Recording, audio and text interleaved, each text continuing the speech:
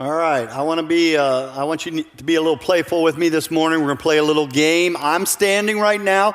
If you've ever run out of gas, I need you to stand up. Ever. If you've ever run out of gas, come on, own it. Be brave about it. Oh my goodness. Stay standing. Stay standing.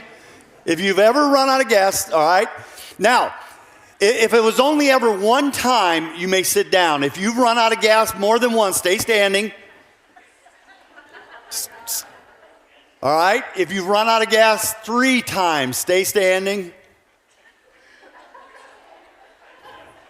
If you've run out of gas 4 times, all right, just sit down. Oh my goodness. Don't know if you know it or not, there's this invention called the gas gauge. It tells you how much gas is in your car. You know, what happened to us when we ran out of gas? Was it just... We got distracted with life. We weren't paying attention. Did the gas leak out?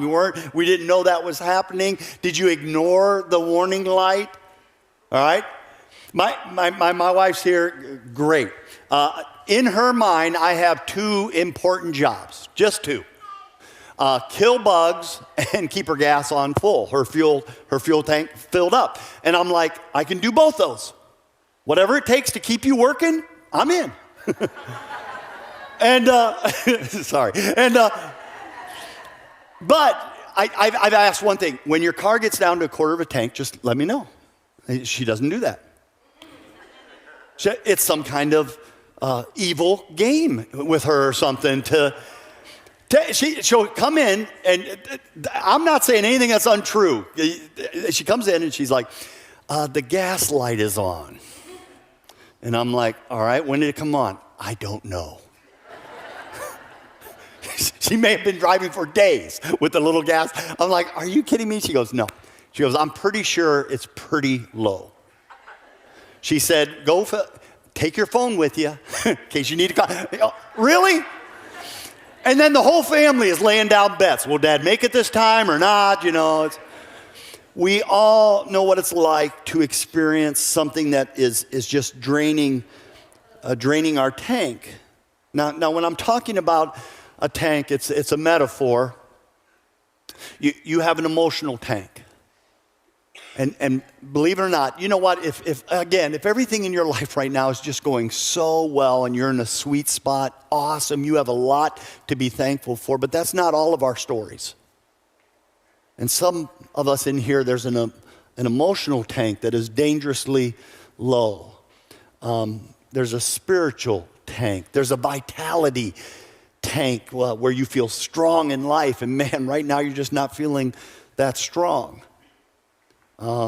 There's a courage tank, a confidence tank.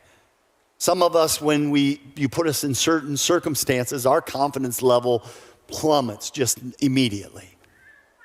And then there's a joy tank. Jesus said, my joy I want you to have. I want you to have what I have in me. And it's not that he didn't face hardships. He faced all kinds of hardship, but there was this joy that was in place. And I want that joy through the hardships of life. And you want that too. And maybe right now you're like, man, I am running on empty when it comes to that joy tank. You're not alone in this. It doesn't matter what research you look at right now. Americans are running more on empty than any other time before, they're telling us. If you are in a financial position where you were able to absorb the impact of inflation, great. But that's not everyone's story. Just this week at Thornton's, I was standing in there and a woman came in, a mom, and she laid $10 down. I just need $10 of gas. That's all she could afford that day, just to get her through that day. And that's so many people's story. We're not alone in feeling empty. Scriptures are filled with it. Some really prominent names, by the way. The old prophet Jeremiah. My eyes have no more tears. I am sick to my stomach. I feel empty inside. And some of you identify with Jeremiah. Job says, but I am given months that are empty and night after night of misery. And some of you identify with that. David David, even though I am the appointed king, boy, everything should be going great if you're king. And he says, I still feel empty. And some of you can identify. Can God help here? Yeah, of course he can. He has a plan to move us from empty to full. He has a plan to move us from exhausted to refreshed, from drained to abundant. We're in a series that we've titled Running on Empty. We just started it last week. J.K. Jones was here. He reminded us of the importance of keeping Jesus as a priority in our life. That helps a lot. It doesn't completely fill the tank sometimes. Even good Christian people can run on empty. I love Jesus, but there's still these moments that just empties my life out. Today's title is, What's Weighing Me Down That I Should Be Laying Down? You and I, we're carrying too much right now. And God says, why are you carrying all that? First time I went backpacking, my backpack was just overpacked. I just wanted to take so many things that I thought might make the trip more enjoyable or might bring more comfort while I was climbing into mountains. And I had extra food and extra snacks and extra clothing. And then I had a sleeping bag that wasn't really made for backpacking.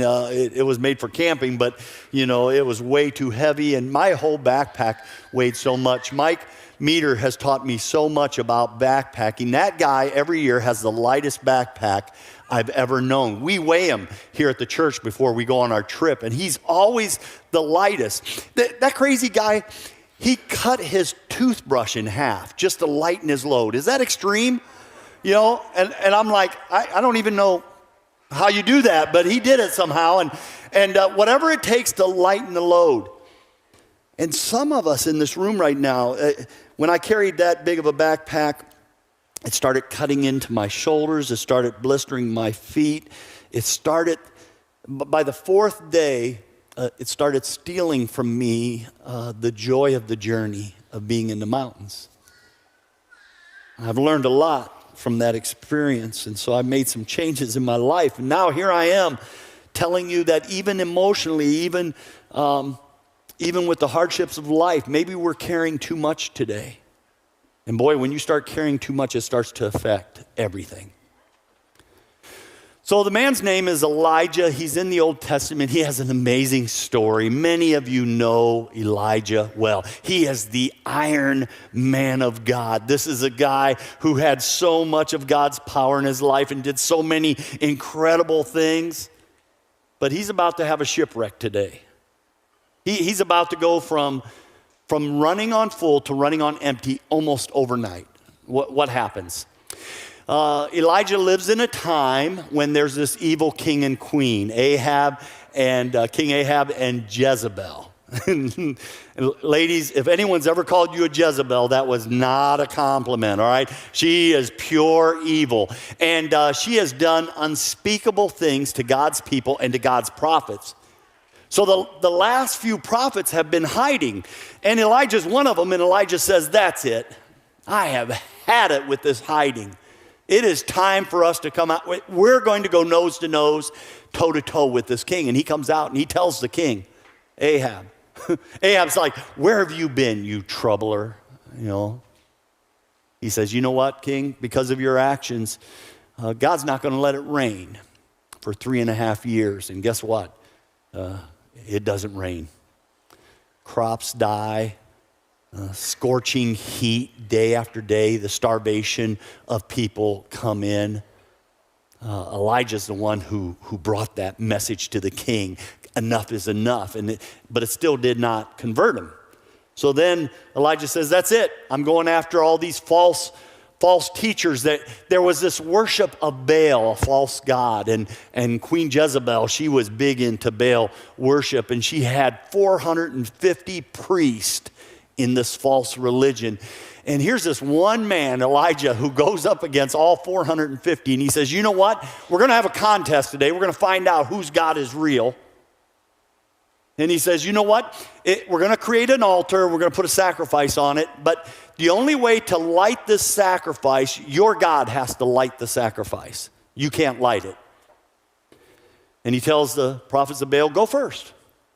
And they All 450, they dance around that altar. They shout, they cry, they start cutting themselves. Maybe our God will only be happy with our blood, and they're bleeding all over. And they, after a full day, they collapse in exhaustion.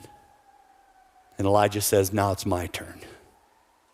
And this unbelievable man of strength gets down on his knees and prays one little short prayer, one short prayer. Fire falls from heaven, consumes the altar. It was all doused down with water. It consumes the water. It's just this unbelievable moment. And then Elijah says, destroy all these false. I mean, he slaughters all of them. Now again, you're hearing this and you're going, man, Elijah is tough. I don't know what he expected in this moment. He probably expected the conversion of Ahab and Jezebel, but they didn't. In fact, Jezebel sends word. I'm going to get you for that. For what you did. Elijah, you are a dead man. And in that moment of running on, he immediately goes into this tailspin. He just emotionally wrecks. He goes running for his life. He's running. He's exhausted. He finds himself in a cave. Now, it's a literal cave, but I think it's also a metaphor for what we do with ourselves. When the world becomes too heavy for us to carry, we go into a cave sometimes, emotionally, spiritually. Getting us out of our caves is not always easy. So God shows up, and he goes to Elijah. He's like, Elijah, what are you doing here? And Elijah starts giving him all this negative thinking. I'm the only one alive. You've turned your back on me. You haven't been there for me. And after everything God has done, he's like, really? Where's the power of God? You know what Elijah tells God? Check this out. I don't like what you're doing in my life. That's what he says, basically. You ever felt that way? Maybe you weren't bold enough to say it, but you've wondered God, I'm not so sure I like what you're doing right now. God says, all right, Elijah, it's time for you to learn something about me. He says, I'm going to pass by, and you're going to get to see me. Are you ready for that? Man, is there one of us in this room who wouldn't like to see God pass by? I would love that. Let's see the power of God on display. Here's how the story is told in 1 Kings 19, just a few verses. Then the Lord said, go out, stand on the mountain in the presence of the Lord, for the Lord is about to pass by. Then a great and powerful wind tore the mountains apart and shattered the rocks. Oh, but the Lord wasn't in the wind. And after the wind, there was this mighty earthquake. Oh, but the Lord wasn't in the earthquake. Verse 12, after the earthquake came this huge fire. Oh, but the Lord was not in the fire. And then after that fire came a gentle whisper. Your version might say a gentle breeze. After all this huge, powerful moments, God wasn't in all that power. All of a sudden, Elijah feels this soft breeze on the back of his neck. You know, the kind that just moves hair a little bit. It kind of gives you a little bit of a chill. Just that softness of that whisper. And then in that moment, God says to Elijah, why are you here? It was in this quietness, this softness of this moment. Wouldn't we all love the power of God? Man, shake my world, bring fire down on my enemies. I'd love all that. But it's, even when we feel like we're all alone in this world, God's message is, you're not alone. I'm close. I'm still here. I'm still working. You may not get all the power from God you want, but I'm still here. And so Elijah in this moment has this great awakening. What happened to Elijah? He started feasting on all these negative thoughts. What negative thoughts are you tuned into right now? Discouraging thoughts, intimidating thoughts, anxiety. These are tools of our enemy. He loves to whisper negative things to you. you're not good enough. You're not going to succeed. You're not going to save this. This is going to be a mess. These are the whispers of the enemy. And he loves doing stuff like that. Worry, oh my goodness, worry, it never goes away.